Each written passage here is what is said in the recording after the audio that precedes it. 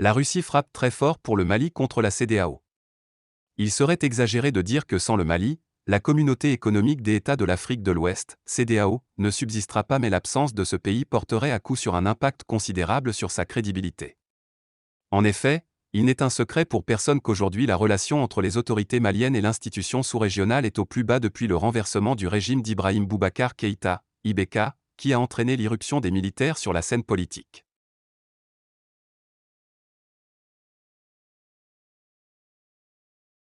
Aujourd'hui, la situation ne semble pas se résoudre au plus vite, au contraire elle se détériore de jour en jour depuis l'annonce faite par les colonels d'un chronogramme de la transition s'étalant sur 5 ans. À rappeler que les autorités de la transition sont déjà sous le coup d'une sanction pour n'avoir pas fourni aucun effort pour l'organisation des élections aux dates préalablement convenues entre elles et la Communauté économique des États de l'Afrique de l'Ouest, CEDEAO, à savoir, le 27 février 2022, une date qui devrait consacrer la fin du régime militaire et le retour des civils au pouvoir au terme de l'élection présidentielle. La CEDEAO s'était dit avoir pris ces sanctions pour contraindre les colonels à fournir l'effort nécessaire pour présenter un chronogramme détaillé des élections.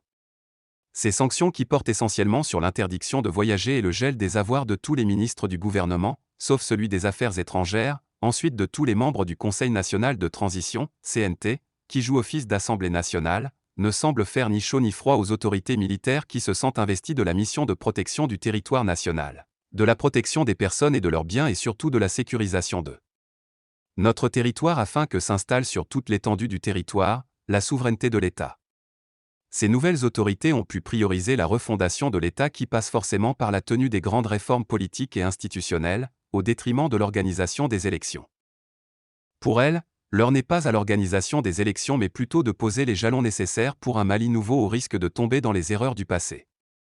C'est justement dans le souci d'éviter ces erreurs du passé que les colonels au pouvoir ont ouvert ce vaste espace de dialogue et d'échange à travers l'organisation des Assises nationales de la refondation, ANR, censé définir le choix stratégique et les orientations nécessaires pour l'émergence d'un Mali nouveau. Ces ANR, dont la phase nationale s'est déroulée du 27-28-29 décembre 2021, ont été, on ne peut plus clairs, par rapport à la mission assignée et la durée de la transition allouée aux autorités de la transition. C'est au terme de ces débats que le peuple malien dans sa grande majorité a décidé d'une durée de 6 mois à 5 ans pour la fin de la transition, délai qu'il juge nécessaire sortir le pays de cette crise à la fois multiple et multidimensionnelle dans laquelle il se trouve engouffré, depuis 2013.